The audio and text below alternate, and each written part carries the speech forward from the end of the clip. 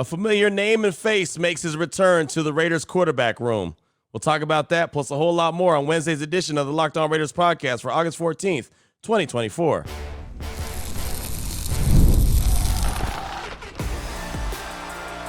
You are Locked On Raiders, your daily Las Vegas Raiders podcast. Part of the Locked On Podcast Network, your team every day.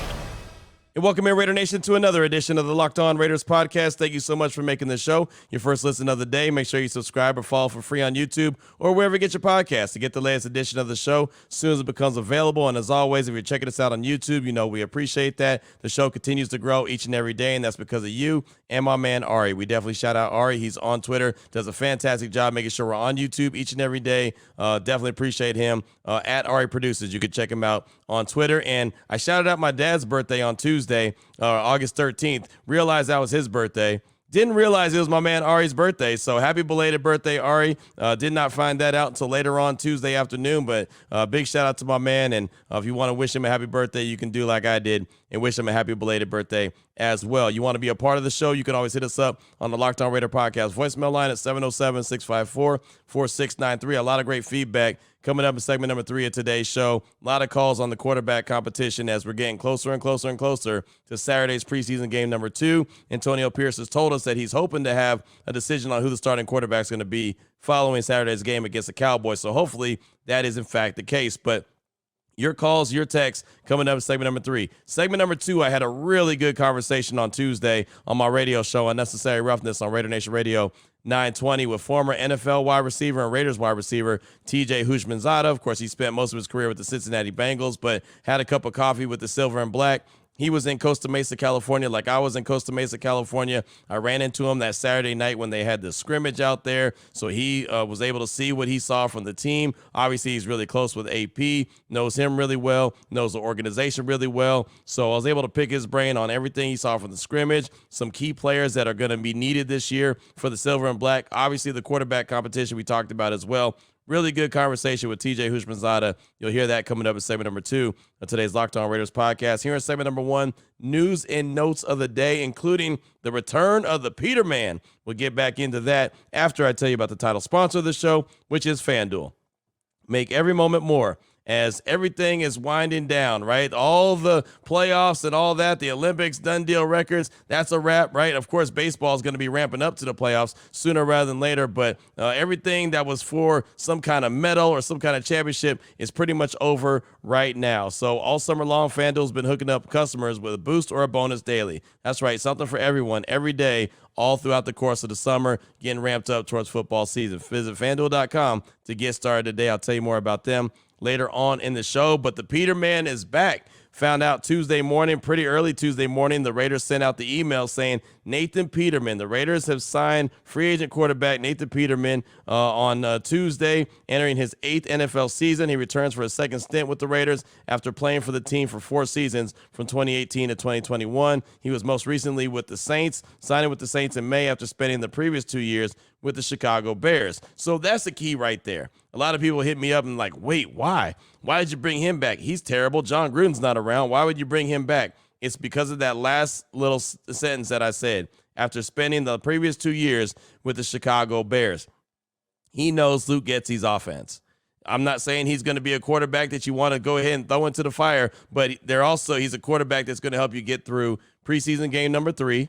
Right? Obviously, this week coming up, preseason game number 2, he'll be in the mix as well. And let's not make a mistake about it. What we saw from the 3rd and 4th string quarterbacks on Saturday against the Vikings was nothing to write home about. You know, nothing to get excited about. There was really a whole lot of nothing. I thought Anthony Brown was going to get a little love because he's big and athletic, and he showed a little something in training camp, but they didn't show anything. So now you bring in a guy in Nathan Peterman who's been in the current Raiders offensive coordinator system for the last couple of years. At least he knows it. Again, he's not the guy that I want to see out there playing, but you know that he's got some mobility. We've seen that, right? We've seen him actually use his legs to his advantage, and he knows the system. So at the very end of the day, all he could really do is be a really good backup in that quarterback room. He's not a guy that's going to challenge for the starting quarterback job, not at all, but he's a guy that'll be, quality backup in case of emergency break glass. And again, he'll be a guy that gets a lot of burn in preseason game number 3 coming up against the 49ers a week from Saturday, also at Allegiant Stadium. In a corresponding transaction, the Raiders waived injured wide receiver Keelan Doss, who will revert to the reserve injured list if he clears waivers. And so Keelan Doss didn't last very long before he went down with the injury. And so, as they said, he will revert to the reserve injured list if he clears waivers. And, of course, there's going to be a lot of moving and shaking with the Raiders roster between now and when they got to get the roster down to 53 men. So there'll be a lot more transactions happening. But you know how it goes. One guy comes available, and based off what they're seeing in practice and even in preseason games, all of a sudden they decide to go ahead and make a move. And that's what they did with Nathan Peterman. So nothing to get too up in arms about, but I saw a lot of reaction from Raider Nation when they found out that he was returning to the team. And it's just funny because he seems like he's been with the team for so long. He's going into his 8th year, and he's been with this team for 4 seasons. Also, I didn't get to go to practice on Tuesday. I'm not going to get to go to practice tonight. The Raiders are doing their night practices. Tonight's is going to be really cool at Allegiant Stadium. Over 40,000 people are expected to be there in attendance. I wish I could be there, but I've got my radio show on ESPN that I do on the nightly from 7 p.m. to 10 p.m. Pacific time, so I won't be able to be in attendance. But I did want to bring you some, sounds and, of course, some observations from practice anyway on Tuesday. And off top, we'll go ahead and get into some sound. Davante Adams made his return to the Raiders, as AP told us on Sunday when we were on that Zoom call with them. So he met with the media. Max Crosby met with the media,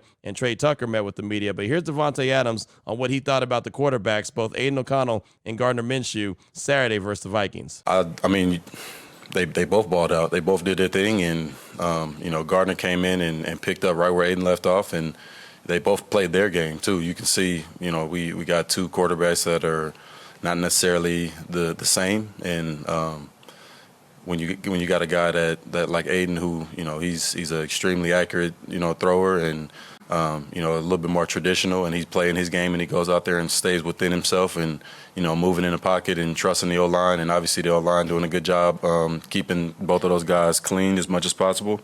I've seen a lot of good, so hopefully we keep doing that, and it's gonna make it hard on AP to figure out, but I'm praying for nothing but success for both of them. So there's Davante talking about, they both balled out. He was a little hesitant to get into that conversation. You can hear him. He just you heard that little sigh of, well, they both balled out. I don't know who Davante favors. I know he obviously has a rapport already with Aiden O'Connell, so maybe that's the guy that he's more comfortable with. I don't know. But what I do know is that both guys can win games. And I think that as long as you can get the ball to Davante and put him in a position to go out there and get yards after the catch in an offense that he's very comfortable with, I think he'll be fine with either one of the guys. But I don't have any idea who he prefers, but you hear him right there. It sounded like he talked about Aiden O'Connell just a little bit more than he talked about Gardner Minshew. And, just excited to see Davante back.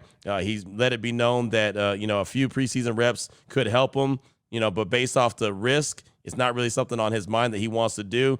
He said, matter of fact, if I'm choosing, I'm not playing coming up on Saturday versus the Cowboys, and obviously wouldn't be playing in preseason game number 3. But, it's good to see Davante back, and you think about the offense and what we saw against the Vikings, what he can add to the team and the way that he can help them really grow. And so, as he said, he was sitting at home, waiting on the birth of his baby boy, which is, has arrived, and the baby's healthy, the wife is healthy, everything is good. So we congratulate Davante Adams on that. But he was asked what he saw from the Raiders offense on Saturday versus the Vikings. Impressed. They had me hyped, man. It was only the second time that I've been on a team and got to watch the game, from home. So, watching that first drive, seeing the explosive plays, Cope starting it off, running some good routes, Aiden going in there doing his thing and finding a good rhythm early, with the QB battle and all that stuff. That stuff can weigh on your mind sometimes, and it can go one way or the other. So for him to start off like that, I know it did a lot for his confidence, and the flow of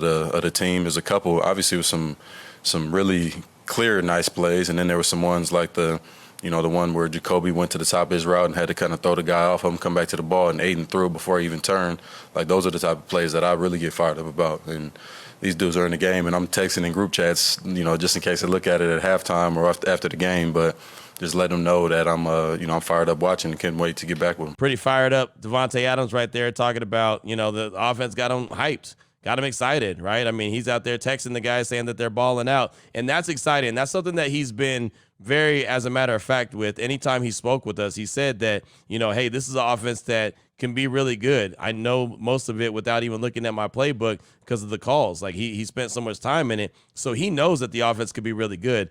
I got comfortable with what Luke Getsy's doing just from what I saw on Saturday versus Vikings because I just didn't know what it was going to look like. I didn't know what the play call was going to look like, how Getsy was going to operate, but I really do believe that he has an opportunity to do some good things with all the weapons that the Raiders have. Obviously, you got to get consistent quarterback play. As far as the practice goes, there was a notable injury in practice, and I think this is something to definitely not kind of just gloss over. This is from Tashawn Reed from The Athletic.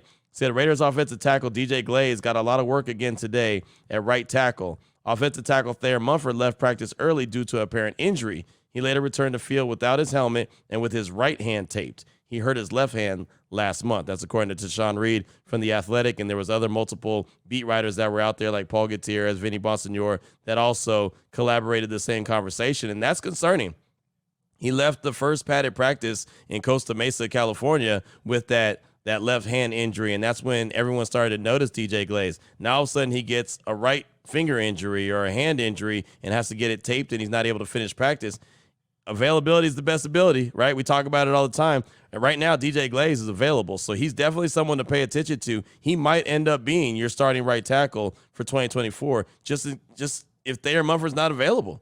Right, and if he's got bad hands, he's going to have to use his hands to punch. He's going to have to use his hands to block. I mean, he can't be out there and be a liability because his hands are in bad shape. So that was definitely something that caught my eye when I saw that note coming down from Tashawn Reed just about the practice that happened on Tuesday night. Also, Zamir White continued to look good, which is encouraging. Max looked good, which is a no-brainer. And then Trayvon Merritt continued to have a really good, solid training camp as he had an interception in 7-on-7 action. So not a whole lot to write home about, but did find those notes interesting. And, of course, that injury to Thayer Munford even more interesting, and really is something to, like I said, not to gloss over. It's something to really pay attention to. My final nugget I have for you for segment number 1 of today's Locked On Raiders podcast. According to Sportico, the Raiders are valued at $6.7 billion, which is ninth in the NFL. Ninth in the NFL. Remember there was a time when everyone was talking about the Raiders were a poor organization, right? They were just they weren't worth nothing, right? They had no value to them. Mark Davis was broke. Look, $6.7 billion. Now that doesn't mean that Mark Davis has $6.7 billion in the bank. That's not the case.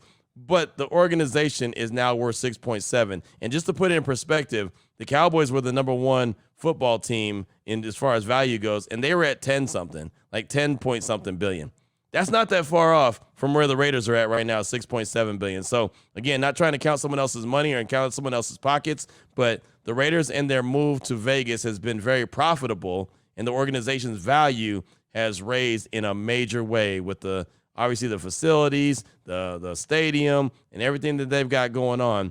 Times have definitely changed when it comes to the value of the Raiders. So there you go. Just wanted to pass that little nugget on to you as well.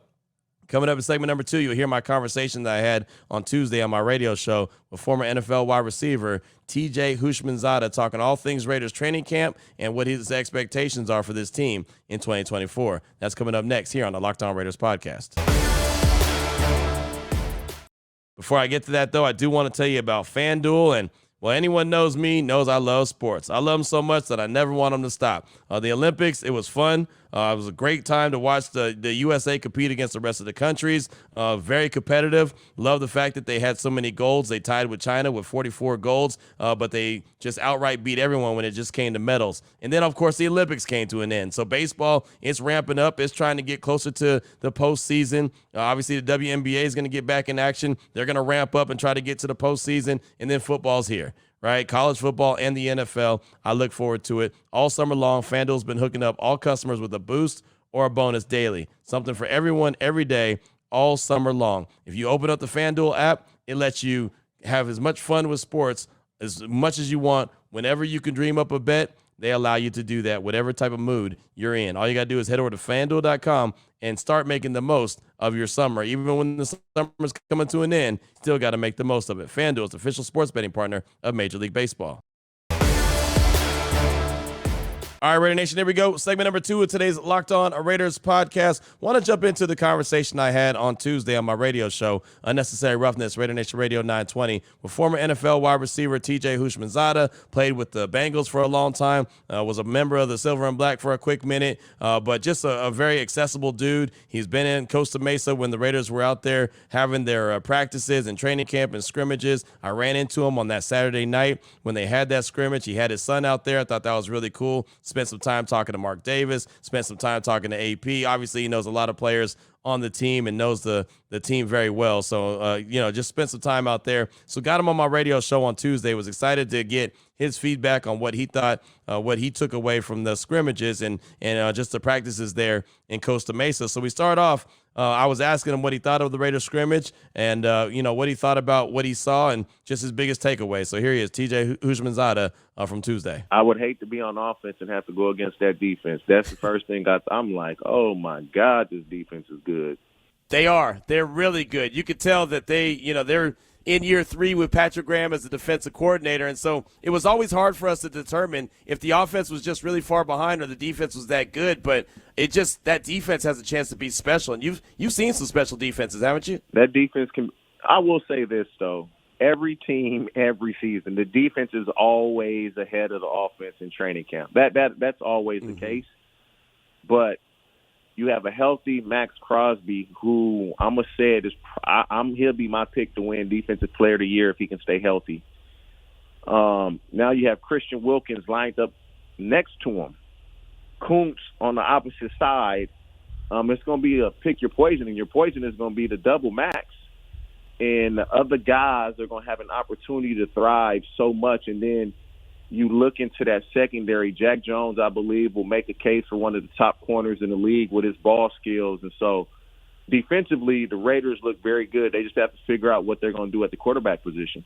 Yeah, there's no doubt. And AP said he's going to hopefully have a decision following this Saturday's game versus Dallas Cowboys. But how important do you think it was for the Raiders to get away and go to Costa Mesa and have that bonding experience and be able to focus just on football? Oh, it's always a good thing. You have no distractions. And I don't know what the weather was in Las Vegas, but I'm quite sure it was a little hotter than it was out in Costa Mesa. And so you're able to really get good work in as far as the guys being able to go harder, longer, pushing themselves in the conditioning, pushing themselves each play. Whereas if you're out in Las Vegas in that weather, it's tough. It's tough. So it's a good thing from a physical perspective and also a mental and emotional perspective, just to not have as many distractions when you're at home. Speaking of distractions, one of the things we've been talking about on the show today is that the Raiders have had a drama-free offseason. Training camp, everything has been drama-free. It's just all been about football. How important is that from a guy who's been there, done that, to not have those off-the-field distractions, guys holding out for money or anything else going on, just drama-free, just all about football?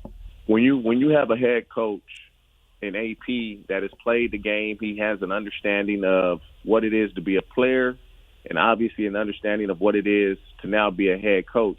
He can relate to guys. He can relate to guys in every facet of it. And so if any of those things may come up, he can talk to them and see eye to eye with them and kind of relate to what a player may be going through. And so those issues, if they were to come up, they never reach the public because he can handle them, and he knows how to handle them.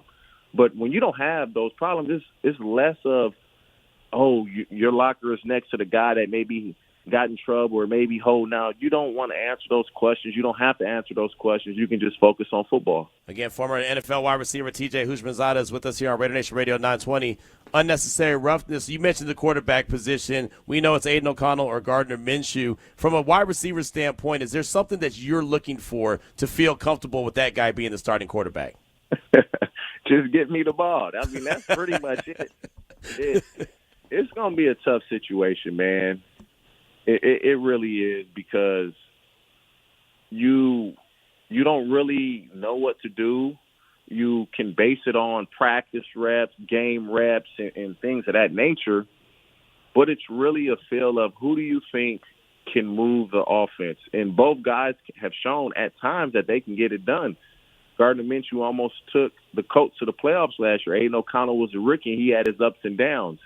And so it's really going to boil down to who has a command of the offense. And let's just be honest, who can throw the ball accurately on time so those receivers, Devontae and Jacoby, can go to work. Simple. And then you look at Brock Bowers and Mayer, and who can get those guys the ball?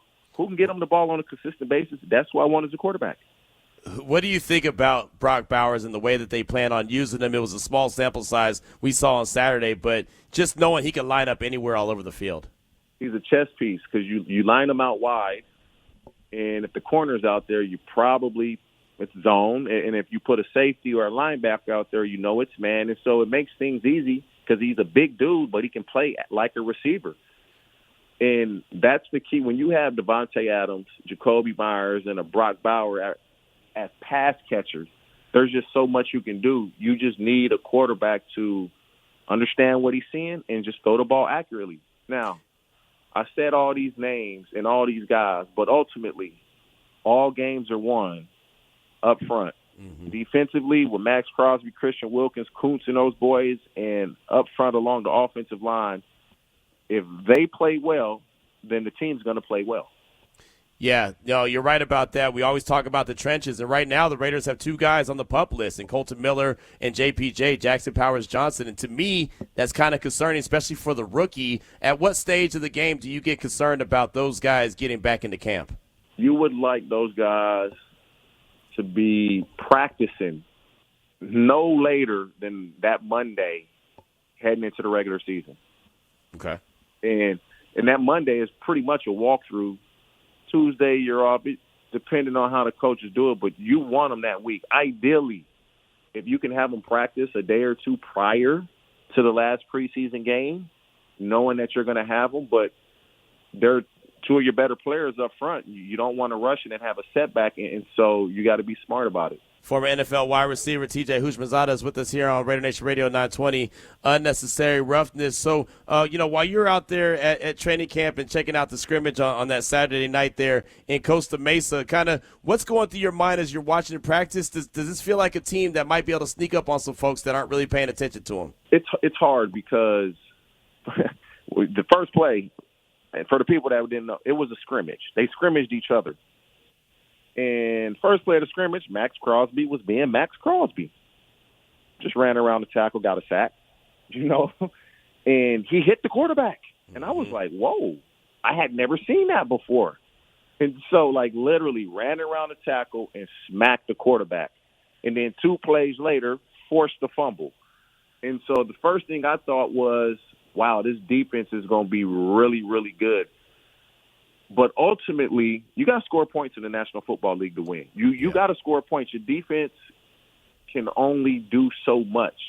And obviously, Devontae wasn't there. His wife was expecting a baby.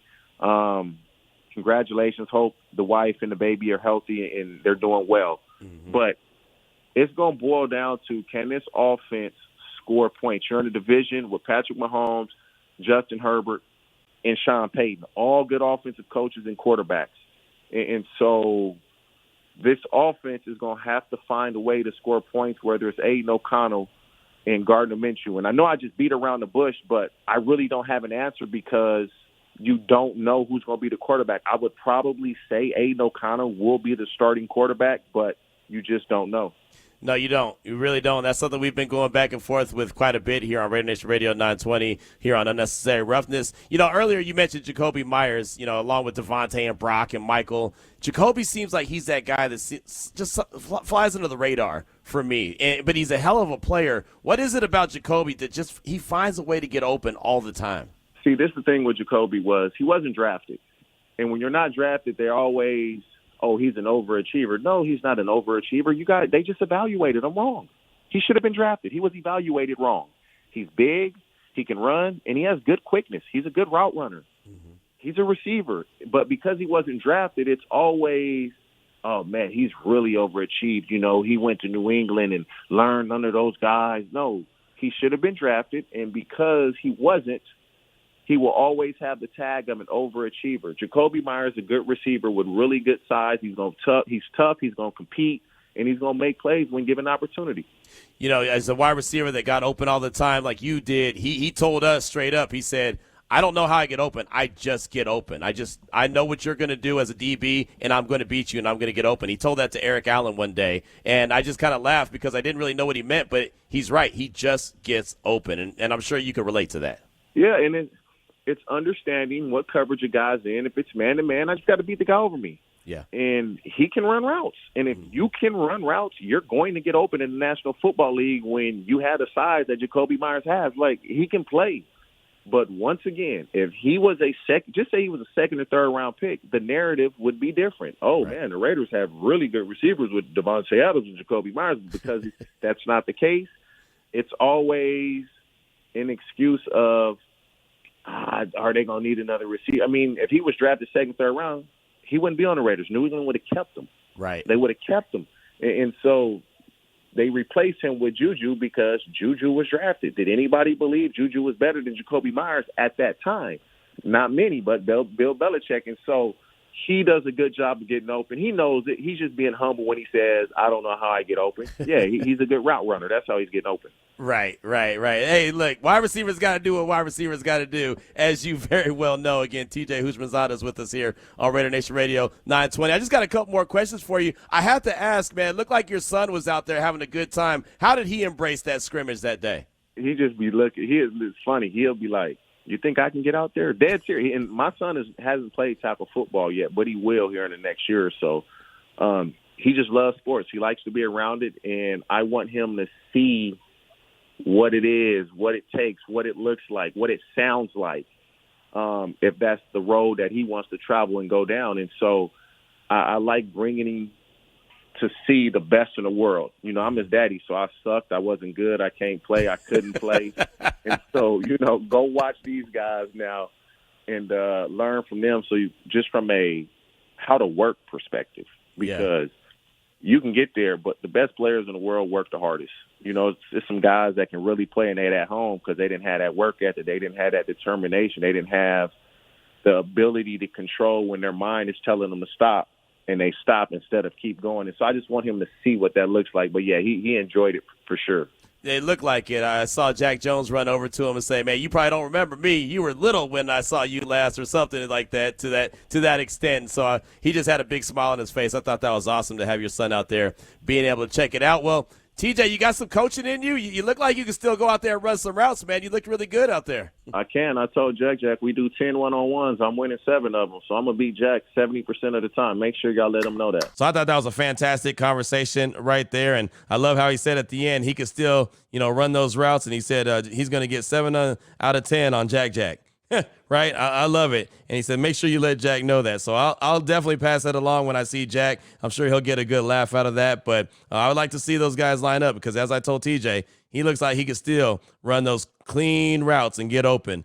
Sometimes you just, don't look like you can lose it. And TJ looks like he was in great shape. So hopefully you enjoyed that conversation like I enjoyed that conversation. Your calls and texts are coming up next. 707-654-4693. It's the Locked On Raider podcast voicemail line coming up at segment number 3 of today's Locked On Raiders podcast.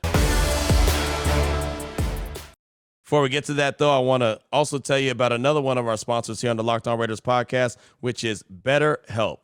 And one of the questions that you always have to ask yourself when you're thinking about, just maintaining your body and maintaining your mind is, what are some of your self-care non-negotiables, right? Like, you can go to the gym and you might decide, I'm gonna skip leg day. But when it comes to like your body and your mind, what are non-negotiables? Your schedule's packed with kids activities, work projects, a whole lot more. So sometimes it's easy to let your priorities slip. I do it all the time. I'm trying to squeeze in as much as I can in a 24-hour day. Sometimes there's big priorities I have that end up slipping by because, I just don't, in air quotes, have time for it. So we know sometimes even what makes us happy, it's hard to make time for that. But when you feel like you have no time for yourself, the non-negotiables like therapy are more important than ever. If you're ever thinking of starting therapy, you should, and you should give BetterHelp a try. It's entirely online. It's designed to be convenient, flexible, and suited to your schedule. All you got to do is fill out a brief questionnaire, get matched with a licensed therapist, and you can switch therapists at any time for no additional charge. Never skip therapy day. With BetterHelp, visit BetterHelp.com/LockedOn today to get 10% off your first month. That's BetterHelp, HELP.com/LockedOn. Here we go, Raider Nation. Segment number 3 of today's Locked On Raiders podcast. Your calls and texts straight off that Locked On Raider podcast voicemail line, 707-654-4693. Let's start off with a text from Dave from Fredericksburg, Virginia. It says, hey, Q, it's Dave from Fredericksburg. I have to say I was expecting much more out of our starting defensive line against the Vikings, especially in regard to all the hype surrounding our defense this offseason. Was Minnesota's offensive line that much better, or did our D-line just come out flat? That's Dave from Fredericksburg, Virginia. And Dave, thanks for the text. And I'll tell you, that caught me off guard as well. It really did. And AP talked about it on Sunday. He talked about it after the game, but he talked about it on Sunday as well and said that it's hard to determine what the run defense is going to look like because in training camp and practice, you're not tackling to the ground, right? You're just assuming that that's a tackle. You put your arms around them, oh, it's a tackle. But you're not really getting low. You're not getting the tackle in. So, when you first go against somebody that's in a run-based defense, it's hard to make that happen, and sometimes your run defense isn't exactly where it needs to be. That's something that they definitely have to shore up this week. I'm hoping to see a big improvement on that coming up Saturday against the Cowboys because that could be a detriment, right? I mean, we've been talking about, I've been talking about this defense, talking about them being top 5, top 3. They ain't going to be top 5 or top 3 if they're giving up 142 yards on the ground a game. That ain't going to happen. They've got to clean that up quick, fast, in a hurry. So I'm with you. Right? The defense has an opportunity to really be special, but that wasn't special. So I don't want to overreact because, I say it all the time. It's never as good or as bad as it looks, especially in a preseason game. But, and a lot of it was in the second half as well against, second and third stringers. But some of it was in the first half and, some of it was some big gashes just taking bad angles. And so they've got to clean that up. So hopefully we see a big improvement on that coming up on Saturday versus the Cowboys. But thanks for the text. I do appreciate you. And, yeah, I think it was more the Raiders' defensive line than it was Minnesota's offensive line. But, again, thanks so much for the text. Up next, got a quick call from Raiders Mile in the Mile High. Raiders Miles in the Mile High. Say that 3 times fast. He's got a quick call with a couple quick points on how he became a Raiders fan and something he noticed about Max's press conference from Tuesday. Here he is, Raider Miles in the Mile High. I'll get it right sometime. Q, Raider Nation, what's up, man? This is Raider Miles from the Mile High. Just 2 quick points, man. I haven't called in a while, but been listening every day. The first one is how I became a Raider fan, especially since I'm in the Mile High, was once when I was little, man. Lester Hayes spit in Van Johnson's face. I don't know if you remember that, but I was always, from then on, I've always been with the spitters and not the spit-oners. Second, I'm watching this presser with Max Crosby and all the stuff he's doing, and who he reminds me of is 3 Mile High, little Isaiah Alzado without the drugs. So I told you it'd be quick. That's all I got to say. Have a good one, man. All right, Raider Nation, let's do it. Miles, thanks so much for the call. I'll just call you Miles, and I won't mess it up. Thanks so much for the call. That's a great way to become a Raider fan. Lester Hayes spitting in Vance Johnson's face. That's fantastic. Nothing wrong with that. I love how you coined it spitters as opposed to spit on. I'm rocking with the spitters, not the ones that get spit on. That's fantastic. And Max, a little Lyle Alzado reference right there. And, I could see that, but definitely, like you said, without the drugs. But Max is just the face of the Raiders, right? I mean, not only the defense, but the organization. And they just kind of go as he goes. And the blessing that the Raiders have now is they have more guys that are similar to Max as opposed to just Max and them. That's what it was for the longest, just Max and them. And I think with all the additions and the way that they're in year 3 of this defense, they're going to play so much better. Max is definitely going to be in that conversation for Defensive Player of the Year, and that's something to get excited about as far as I'm concerned. But thanks for the call, my man. Definitely appreciate you. Up next, got a text from Raider Russ. Hey, Q, on Sunday, the Pat McAfee Show reviewed all the rookie preseason performance. It hurt to see how all the rookies we could have traded up for, from Jaden to Drake, played well, and they're all mobile. Maybe next year, go Raiders. Raiders Russ. Thanks so much for the text. I appreciate you. And, yeah, look, they wanted Jaden Daniels. I know that for a fact. But they couldn't get up to number 2 to trade with Washington. Washington wasn't coming off that. New England wasn't coming off number 3 with Drake May. And he only had a couple snaps anyway. I mean, I think he only played 3 snaps or so. I mean, it wasn't much, or had 3 passes on 12 snaps, something like that. It wasn't much. We'll see what he ends up doing. But I thought Michael Penix looked pretty good, right? But Atlanta took him at number 8. I don't think anybody expected that. I mean, it kind of is what it is, right? They really weren't in too much position. There wasn't a whole. It's not like every quarterback they were high on. That's the thing about it. Like hell, even J.J. McCarthy played really well on Saturday against the Raiders. And, unfortunately, we found out on Tuesday about this injury to his knee, and he's going to have surgery on a torn meniscus. Who knows how long he's going to be out? That stinks for him. But, I mean, he played well. A lot of these young dudes played well. But the Raiders just weren't in position to go get them, right? And the ones that they wanted, they couldn't go get. So it's unfortunate. Maybe one of these two guys that are competing for the job right now will prove to be the franchise quarterback. And if not, like you said, have to go out there and try to get a guy next year.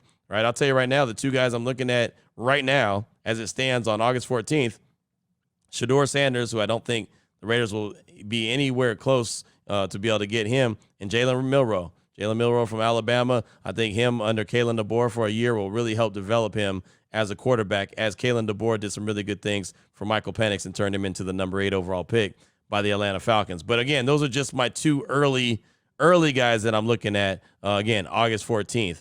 We'll see what the college football season looks like and who it produces that all of a sudden is the hot commodity that nobody's thinking about or talking about at this stage of the game. But Raider Russ, thanks so much for the text. I do appreciate you. Up next, got a call from Raider Meatloaf. He's calling to talk about the quarterback position and the tough decision that AP has to make and why. Here he is, Raider Meatloaf. Hey, Q, it's Raider Meatloaf here. Can't wait for Raiders season to start back up, man. I've been definitely feeling depressed and anxious. I just want to see some stinking football.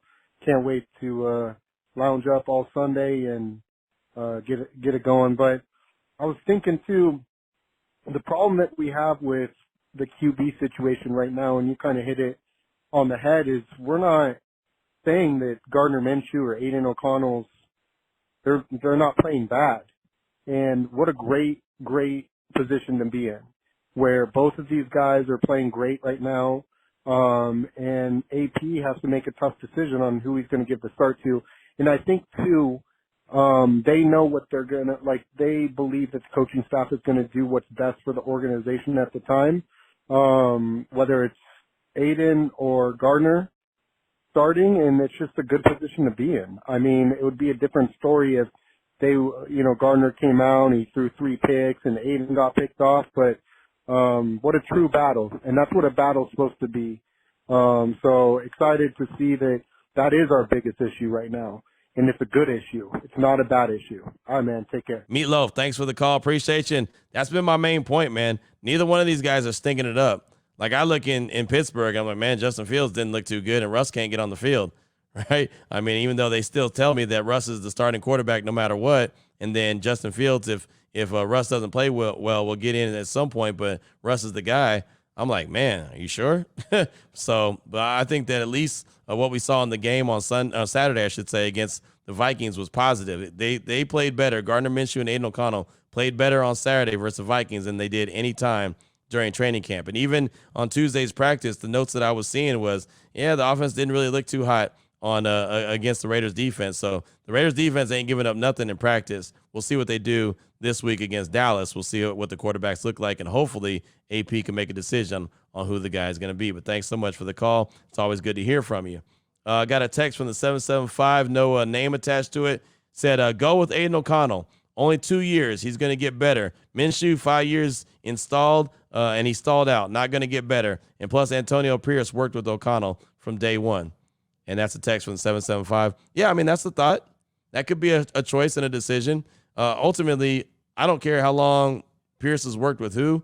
As long as whoever he feels like gives this team the best chance to win, they put out there, it's all that matters to me. And I think that's all that matters to AP. It's all about winning games. It's not about anything else. It's about winning games. That's what his job is to do as the head coach of the Silver and Black. It's not about feel-good stories. It's not about the kid from Compton. It's not about growing up a Raider fan. It's not about any of that. It's about just win, baby. So we'll see.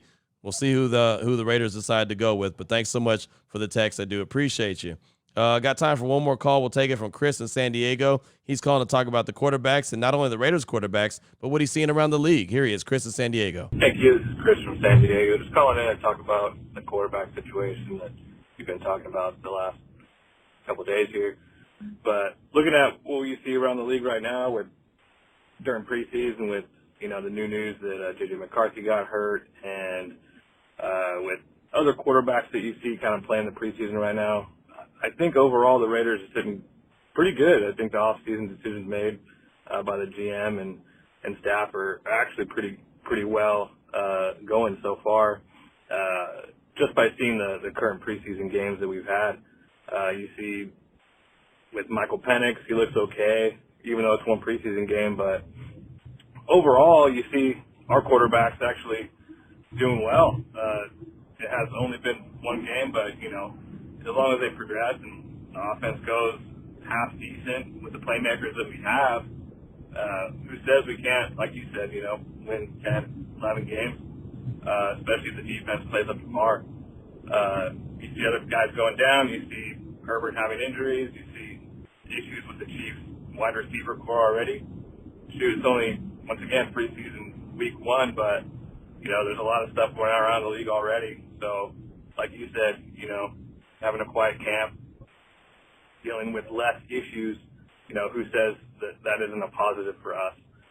Just wanted to add that in there. Thanks for taking the call. You guys have a good one. Chris, thanks for the call, my man. And, yeah, there's a lot going on around the league. There really is. I mean, the Raiders, it's been relatively quiet, and that's refreshing for an organization that's always got something going on, right? When I was talking about the drama on Tuesday's show, I forgot about Chandler Jones and his issues. Think about that, right? Josh Jacobs and him holding out for a contract that didn't happen, and then he missed a lot of training camp. I mean, that was a situation. Raiders don't have to deal with that. I mean, it's just that, again, their toughest decision is who's going to be the starting quarterback.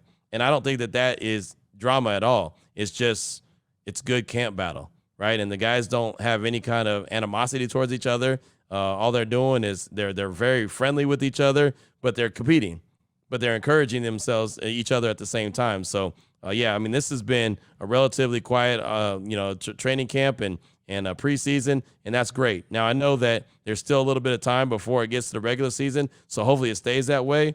But with Antonio Pierce, as TJ Houshmandzadeh said, and you heard it in segment number 2, when you have a coach like that that's been there, done that, even if some kind of issue does pop up in the locker room, a lot of times he can nip that in the bud before it actually gets outside the locker room and people find out about it. That's another positive, and that's another credit to AP, his coaching staff, and the culture that they've created. So, Chris, thanks so much for that call. I do appreciate it, and that's all I got time for on today's show. We got a text from Mark in Spring Valley that we'll get tomorrow. Got other calls that we'll get to as well. We'll have more news and notes. Again, the Raiders will be practicing tonight at Allegiant Stadium. Probably 40,000 plus will be there. That's awesome, and all preparation for Saturday's game against the Dallas Cowboys, which definitely looking forward to that. So I can't be there. I got my ESPN radio show. It's unfortunate. It's about 5 practices that I'm going to miss because of that, but you got to do what you got to do. They switched it up on me, so, it's just the position that I'm in. So it's unfortunate, but like I said, you got to do what you got to do. So until tomorrow, Raider Nation, take care of yourself, take care of your family, love on your family. Most importantly, as always, just win, baby.